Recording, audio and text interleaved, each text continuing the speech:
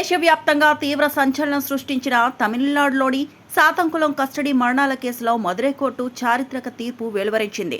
తండ్రి కొడుకులైన జయరాజ్, బెన్నిక్స్ల మృతికి కారణమైన 9 మంది పోలీసులను దోషులుగా తేల్చి వారికి మరణశిక్ష విధించింది. సోమవారం మదురై మొదటి అదనపు జిల్లా సెషన్స్ కోర్టు జడ్జి జి. ముత్తుకుమరాన్ ఈ తీర్పును ప్రకటించారు. ఈ కేసును అత్యంత అరుదైన కేసుగా అభివర్ణించారు. న్యాయమూర్తి రక్షించాల్సిన పోలీసులే భక్షకులుగా మారారని ఆయన తీవ్ర వ్యాఖ్యలు చేశారు.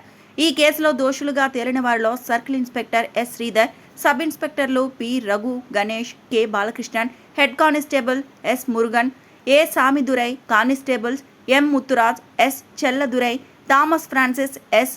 వేయిలుముత్తు ఉన్నారు.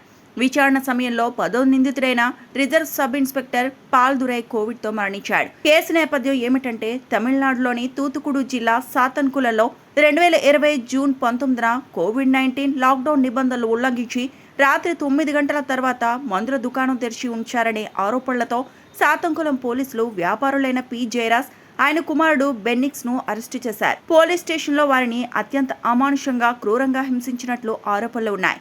తీవ్ర గాయాల పాలైన వారిపై తప్పుడు సెక్షన్ల కింద నమోదు చేసి రిమాండ్కు తరలించారని కుటుంబ సభ్యులు ఆరోపించారు. ఈ హింస కారణంగా బెన్నిక్స్ జూన్ 22న, జయరాజ్ జూన్ 23న చికిత్స పొందుతూ మరణించారు. ఎలాంటి నేర చరిత్ర లేని వారి మరణం దేశవ్యాప్తంగా తీవ్ర ఆగ్రహానికి కారణమైంది. మొదట మదురై హైకోర్టు సుమోటోగా కేసును స్వీకరించగా, ఆ తర్వాత రాష్ట్ర ప్రభుత్వం దర్యాప్తును సిబిఐకి అప్పగించింది. సిబిఐ విచారణలో పోలీసుల దారుణాలు బయటపడ్డాయి. పోస్టుమార్టం నివేదికలు కూడా వారిద్దరి మరణానికి తీవ్రమైన గాయాలే కారణమని స్పష్టం చేశాయి. సిబిఐ వాదనలు పరిగణలోకి తీసుకున్న కోర్టు మార్చి 23న 9 మందిని దోషులుగా నిర్ధారించి సోమవారం వారికి శిక్ష ఖరారు చేసింది. దోషులందరికీ మరణశిక్షతో పాటు బాధిత కుటుంబానికి 1.40 కోట్ల నష్టపరిహారం చెల్లించాలని ఆదేశించింది.